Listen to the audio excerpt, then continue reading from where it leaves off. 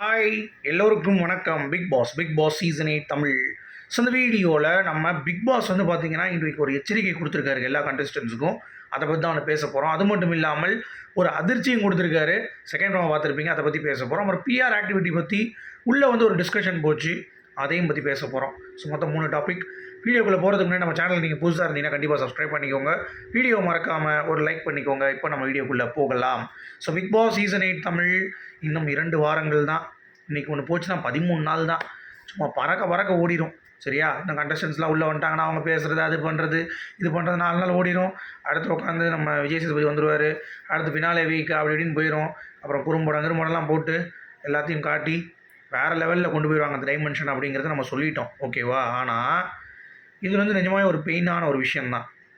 இப்போ big pass என்ன பண்ணுறாருன்னா நாமினேஷன்ஸ் கூப்பிட்றாரு. எல்லாத்தையும் நாமினேஷன்ஸ் பண்ணுங்கன்னு சொல்லிட்டு ஒரு ப்ராங்க் பண்ணிட்டார். நாமினேஷன்ஸே கிடையாதுடா, 14 வாரம் ஆகிடுச்சு, ஜம்முன்னு போங்க, எல்லோரும் வர்றீங்க, ஓகே அப்படின்ட்டார். சரின்ட்டாங்க. அடுத்து ஃபைனலிஸ்ட் ரயான் மட்டும் நாமினேஷன் கிடையாது, ஓகே அப்படின்றார். ஓகே ரயான் இது மட்டும் பத்தாது, இன்னும் நிறையா பண்ணணுன்னே அவன் எந்திரிச்சு, சார் இப்போ தான் சார் கல் கட்டிகிட்டு இருக்கேன், செங்கல் கட்டி வச்சுருக்கேன், இன்னும் 2 வாரத்தில் அப்படியே கோட்டையை கட்டிடுவேன். இப்போ தான் செங்கல் வச்சு அடித்தளம் போட்டுருக்காராம், 2 வாரத்தில் ஒரு கோட்டையை கட்டி கப்பு வாங்கி கிழிச்சிருவார்.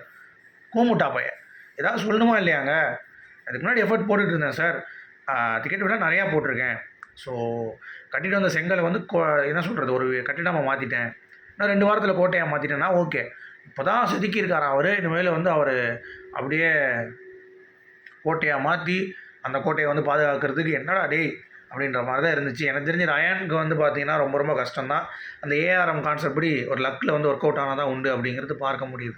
ஓகேவா? இது ஒன்று. அடுத்து ரொம்ப முக்கியமான ஒரு அப்டேட் வந்து பார்த்திங்கன்னா, இந்த நிகழ்வில் பிக் பாஸ் வந்து ஒரு ட்விஸ்ட் வச்சார் பார்த்தீங்களா?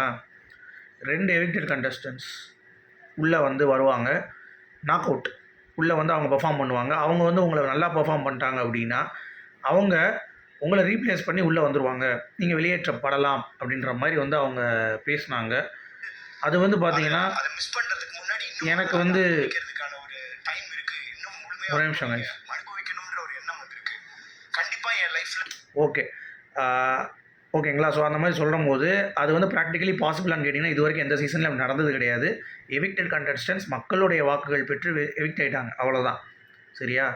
ஆனால் இந்த சீசனில் அதையும் பிரேக் பண்ணுறேன், நம்ம பண்ணலாம் அப்படின்ற மாதிரி முடிவு பண்ணாங்கன்னா யார் 2 பேரும் வெளியேற்றுவாங்க, என்ன டாஸ்க் வைக்க போகிறாங்க அப்படிங்கிறது அதுக்கு அடுத்து தான் தெரியும். பட் இது வந்து ப்ராங்க் தான், என்னை பொறுத்த வரைக்கும் இது ப்ராங்க். சரியா? அதுக்கு மேலே இது சான்ஸே கிடையாது ப்ராங்க் இல்லாமல் இருப்பதற்கு அப்படிங்கிறது என்னுடைய பாயிண்ட் ஆஃப் வியூ.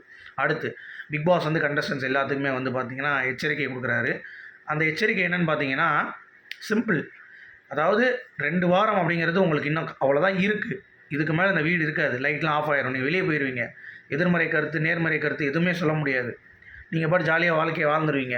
இன்னும் 2 வாரம் இங்கே கஷ்டப்படுங்க, பயங்கரமாக இருங்க. நான் சொல்லணும்னு அவசியமே கிடையாது. இது வந்து ஒரு எச்சரிக்கை மாதிரி எடுத்துக்கோங்க. இனிமேல் ரொம்ப ஆக்டிவாக இருக்கணும். ரொம்ப கம்மி டைம், உங்களுக்கு 2 வாரம் தான், பறன்னு போயிடும். ஸோ பார்த்து இருந்துக்கோங்க, பதட்டாடிங்க, பயங்கரமாக வந்து விளையாடுங்க, இறங்கி அடிங்க அப்படின்ற மாதிரி பிக் பாஸ் வந்து நல்லா சொல்லிவிட்டு, பிக் பாஸ் பற்றி என்ன நினைக்கிறீங்கன்னு கேட்குறப்ப பவித்ரா எல்லாம் வந்து பேசிகிட்டு இருக்காங்க. ஆமாம் சார், நாங்கள் மிஸ் பண்ணுவோம் கண்டிப்பாக அவங்கள அப்படின்ட்டு. அருண்லாம் வந்து கண்ணை மூடிட்டு அப்படியே பயங்கரமாக பேசிகிட்டு இருந்தார். இப்போது அதாவது எனக்குள்ளே ஒரு ஃபீலிங், ஒரு கனெக்டட், எனக்கு இதை ரொம்ப மிஸ் பண்ணுவேன் அப்படின்ற மாதிரி அவர் வந்து ஃபீல் பண்ணுறாரு. அப்புறம் எல்லாருமே அவங்க கருத்துக்களை, இந்த வீடை வந்து நாங்கள் வெளியே போனால் கண்டிப்பாக, ஏன்னா அங்கேயே இருந்துட்டோம், திடீர்னு 100 நாளுக்கு அப்புறம் வெளியே வந்தோடனே அந்த ஒரு வேவ்ல இருந்து இருக்கும், ஐயோ அப்படின்ற மாதிரி. ஸோ அதை வந்து ரொம்ப அருமையாக சொன்னாங்க. அடுத்து பிஆர் ஆக்டிவிட்டி வந்து முத்துக்குமரன் வந்து சொல்கிறாரு. அதாவது பிஆர் செலவு பண்ணி வரணுன்னா எப்படி 20-30 லட்ச ரூபா வேணும். அதுக்கு நம்ம ப்ரைஸ் பண்ணி எடுத்தாலே அது பாதி அங்கே கொடுத்துட்டு போகிற மாதிரி இருக்கும். 30-35 நமக்கே கையில் வரும், டேக்ஸ் எல்லாம் போக. அதில் 20-25 ரூபா கொடுத்துட்டு அதை வாங்குறதுக்கு சும்மா இருந்துடலாம் அப்படின்ற மாதிரி அவர் சொல்கிறார். ஏன்னா ஒரு பேஜுக்கு எல்லாம் காசு 500 ரூபா 1000 ரூபா கேட்பாங்க, அதெல்லாம் நம்மளால் சரி கட்ட முடியாது அப்படின்றார் முத்துக்குமரன். நான் என்ன யோசிக்கிறேன் அப்படின்னா, அது ஏஜென்சியில் பேக்கேஜ் இருக்குது, 7 லட்ச ரூபா பேக்கேஜு, 3 லட்ச ரூபா பேக்கேஜ், அந்த மாதிரி நீங்கள் வந்து ஏதாவது போட்டுக்கிட்டிங்கன்னா பெஸ்ட்டாக இருக்குங்கிற மாதிரி தான் எல்லா கண்டஸ்டன்ட்டும் பண்ணுறாங்க. இந்த மாயாலாம் போட்டது போனோட்டம் மினிமல், அர்ச்சனா போட்டது 7 லட்சம் நினைக்கிறேன், 7 lakhs பேக்கேஜ். ஸோ அந்த மாதிரி போட்டுக்கலாம். இப்போ சௌந்தர்யா 7 lakhs தான் போட்டிருப்பாங்கன்றது என்னுடைய ஃபீல்.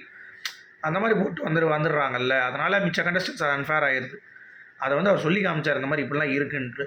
அப்போ முத்துக்குமரன் சொல்லிட்டார், ஆமாம் எனக்கும் இருக்குது, ஆனால் ஃப்ரெண்ட்ஸு ஆஃபீஸில் ஒர்க் பண்ணுறவங்க தான் ப்ரொமோட் பண்ணுறாங்க அப்படின்ட்டு. ஸோ உங்களுடைய கருத்துக்கள் சொல்லுங்கள். மீண்டும் சந்திப்போம். Good bye.